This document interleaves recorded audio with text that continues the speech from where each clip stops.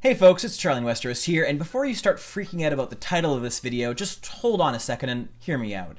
Yes, I am discussing whether or not Christmas exists in the universe of Game of Thrones, and I fully realize that sounds like a pretty crazy proposition, considering we're dealing with a Christian holiday in a fictional fantasy universe, so let me just explain what I mean.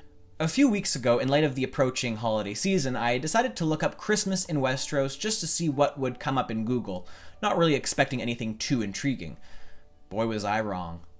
Now, I will immediately concede that there is no holiday called Christmas in Westeros or anything exactly like it, but there is one occurrence in the universe of the series that bears an uncanny resemblance to the way in which we celebrate the holiday season and Christmas cheer altogether. So I happened upon a 2-year-old post from the Forum of Ice and Fire asking the same question I am proposing today, and to my surprise, one user shared a rather Christmassy little excerpt from the perspective of Doran Martell's bodyguard, Areo Hota, in the 4th book of the series, A Feast for Crows. Areo himself is originally from one of the free cities east of Westeros known as Norvos, and in this excerpt I'm about to share from the books, Areo is reminiscing on his youth. He could still recall the sounds of the 3 bells, the way that noon's deep peal set his very bones to shuddering, the proud, strong voice of Nada, sweet Niall's silvery laughter.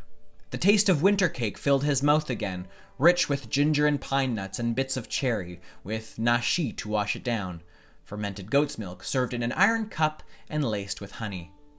He saw his mother in her dress with the squirrel collar, the one she wore but once each year when they went to see the bears dance down the Sinner's Steps.